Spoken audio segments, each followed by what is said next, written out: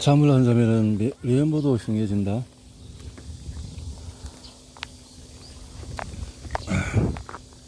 노벨 생리의학상 선고위원회가 있는 것으로도 유명한 스웨덴 연구소에서 2017년 발표한 연구에 남녀 25명에게 밤 연속 4시간만 자도록 수면을 제한한 뒤에 사진을 찍어서 100명 이상이 보여준 결과 어딘가 아파 보인다, 졸린 것 같다, 평가 의외로 매력적이지 않다, 가까이 하고 싶지 않다, 부정적인 평가가 나왔다. 예전 같으면 연구가 아니라며 비난받았을지 모르는 주제이지만 매우 진지한 연구다. 면접 불인전 영업 그 받고 서로 만나면서 요즘 잠이 부족한 모양이네요, 피곤해 보이네요, 그러면 된다는 거죠. 그러면 수면 부족은 인상을 현저하게 추락시키는 마이너스 요임을 깨달아야 한다. 수면은 뇌의 발육에 얼마나 중요한가. 갓 태어난 인간의 아기는 종일 잠만 잔다. 뇌가 발달한 상태에서 태어나기 때문에 태어난 순간부터 눈을 뜬 상태이며 이빨도 나 있다. 뇌가 성체에 가까운 상태이기에 수면 패턴도 성체와 다르지 않다. 말이나 양도 마찬가지로 태어난 뒤에 금방 일어선다. 이것은 신체 능력이라기보다 뇌의 발달도의 문제이다.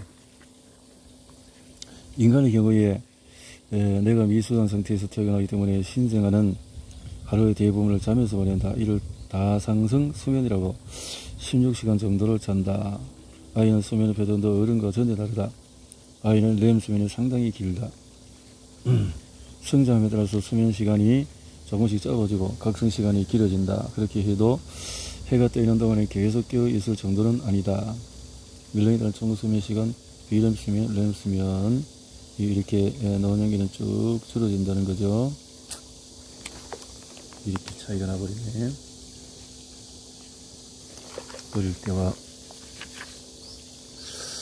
미발달한 뇌가 얼마나 유연한지, 그 뇌에 수면이 얼마나 중요한지를 보여주는 유명한 실험이 있다. 태어난 지 얼마 안 된 새끼 고양이.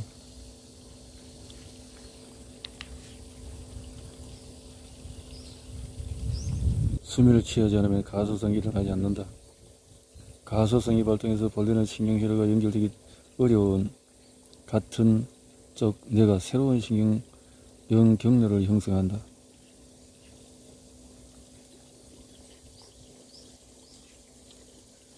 발달 과정에서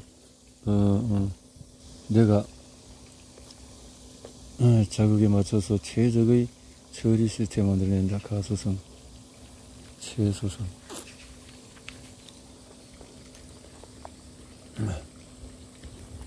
수면 부족이 발달장애 원인이라고?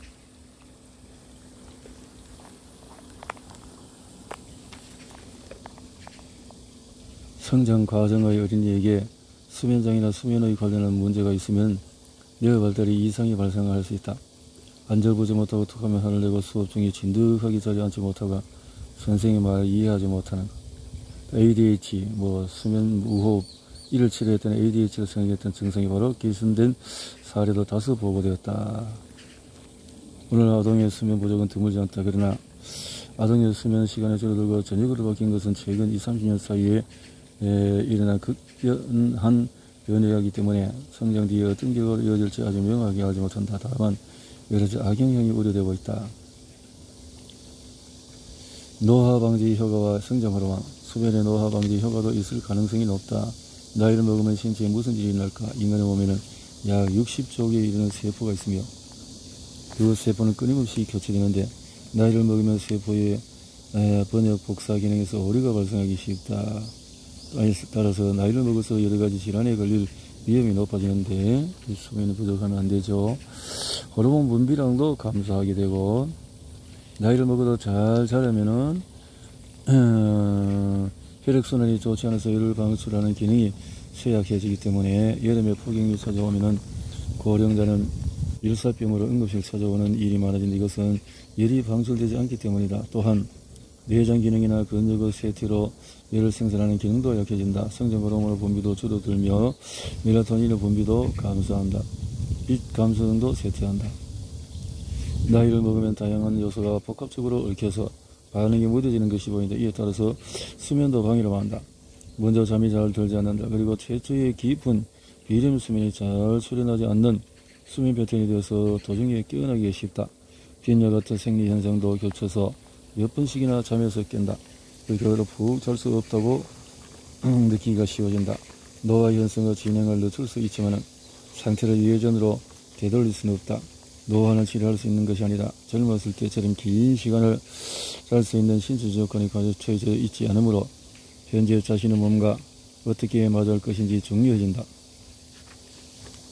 나이가 들면 일찍 자고 일찍 일어난다고들 하지만 실제로는 그렇지 않다. 늦게 자고 늦게 일어나는 생활 패턴의 사람도 있다.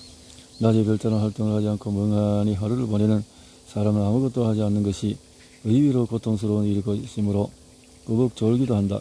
그래서 밤이 되어도 잠이 오지 않아 멍하니 텔레비전을 보다가 밤이 깊어서야 간신히 잠자리 드는데 다음날 딱히 해야 할 일이 있는 것도 아니다 보니 일어나는 시간도 늦어진다.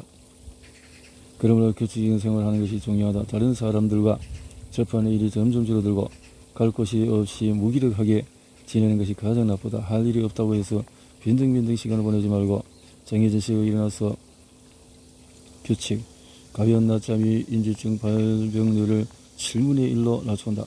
가벼운 낮잠. 승인할 수 있는 환경을 만드는 방법은 통기성 좋은 거 하고 이렇게 생활에서 발이 차지하는 족욕을 하고 체온 변화, 나이가 들수록 실내 운동에 신경도 쓰고 최저고 침구 소재는 머리는 시원하게 하고 운동선수 매트리스 저녁 식사는 잠들기 2, 3일 건강한 수면 중 이로서의 행동 규칙은 그래서 알람은 2번 울리도록 하고 앞에서 나온 책이 다 같이 선잠도 잘 자면 좋다. 수면장애에서 알아둘 것은 불면증, 중증가면증, 수면 관련 기타 수면장애, 문연불명의 수면장애에 자극할 수 있는 것 타인에게 수면장애 유전적인 것은 아니다. 코골이와 수면 무호흡 관계가 있다. 꿈에 따라서 움직이는 렘수면의 행동장애, 빈혈 있는 사람에게 많은 하지 불안 증후군, 갑자기 깊은 잠에 빠져버리는 기면증, 기면증 발작 메커니즘이 밝혀지다. 기면증 발작 메커니즘이 기면증에서 유전적으로 기면증이 발병하는 가게의 개를 찾아내서 연구해서 보니까 그래서 10년에서 우리 팀은 이 개가 기면증이 걸리는 원인 유전자를 발견했다. 기면증이 걸린 개의 경우에 오렉신이라는 신경 전달을 담당하는 펩티드 수용체 유전자의 변이가 있었다. 수용체가 활동하지 못해서 기면증을 일으켰던 것이라. 그래서 오렉신이라는 것이 신경 전달을 담당하는 것이 그래서 신경 펩티드를 발견하고 오렉신이라고 했는데 같은 시기에 전혀 다른 접근법으로 같은 전달 물질을 발견한 것이다. 서양에서는 하이포크레틴이라는 명칭을 많이 사용하지만 일본에서는 오렉신이 더 일반적이다. 오렉신을 발견한 마사시 교수 그룹은 오렉신을 생성하지 못하는 쥐를 만들고 녹아웃 이런 쥐의 기면증이 발병한다는 사실을 우리 팀의 보고했고, 동물의 경우에 오렉신 펩티드 혹은 오렉신 수용체의 유전자의 변이가 있어서 오렉신의 신경전달이 결여되면 기면증이 발병한다. 잠이 온다. 오렉신 이듬해인 2000년 우리 팀은 마침내 인간의 기면증 발병 메커니즘을 밝혀냈다. 인간의 경우에는 시상하고에 존재하는 오렉신 신경세포가 후천적으로 탈락하면서 오렉신의 신경전달 장애가 일어나는 것이다. 오렉신은 각성을 일으키고 렘수면의 출현을 강하게 억제한다. 그런데 기면증의 경우에 오렉신의 신경전달이 기능하지 않아 정상적인 각성이 유지되지 않으며 렘수면의 이상도 나타난다. 기면증의 발병 메커니즘이 밝혀지면서 인간의 경우는 뇌척수에게 오렉신의 결핍 유무를 조사함으로써 조기 진단도 가능해졌다. 아동의 수면장애에서는 수면 무호흡, 하지불안, 주기성 사지 운동장애 등도 아동에게 발생이 되었다. 악몽, 반드시 수면 의학 인증의를 찾아보자. 수면제를 현명하게 사용하자면은 수면제를 복용한 사람도 다른 문제는 어렵지만은 그래서 방을 어둡게 하고 소리를 내지 않으면서 내가 자연스럽게 되도록 이렇게, 그래서 세로토닌, 히스타민 등이 잇따라서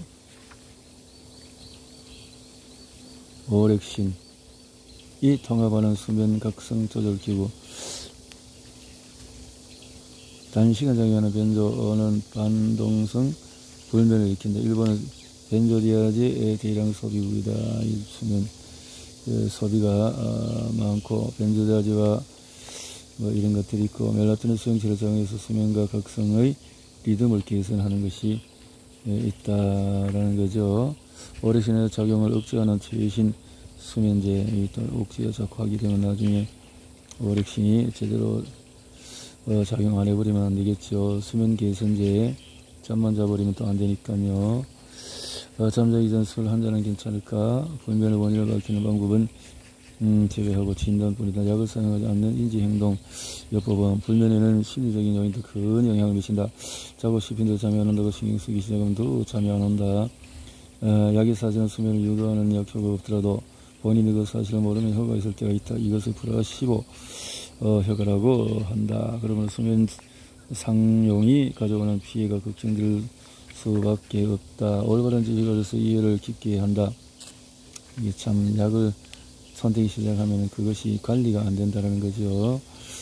그래서 이런 부분에서 연구가 많이 되고 있다라는 것을 세이지 교수는 지금 이렇게 이야기를 하면서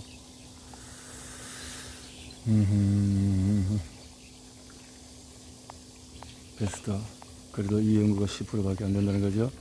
베스텔러 스탠퍼드 수면이 인간의 건강에 매우 중요한 사안인 알려졌다. 심심치 않게 여러 매체를 통해서 이렇게 수면에 끼치는 생리학이다. 생체리듬, 체온, 호르몬, 신체 메커니즘과 뇌신경과 같은 전문 지식을 바탕으로 수면에 관한 연구가 이루어졌다. 이런 복잡하고 어려운 수면에 관해 우리는 얼마나 알고 있을까? 라고 했습니다. 자, 이런 부분.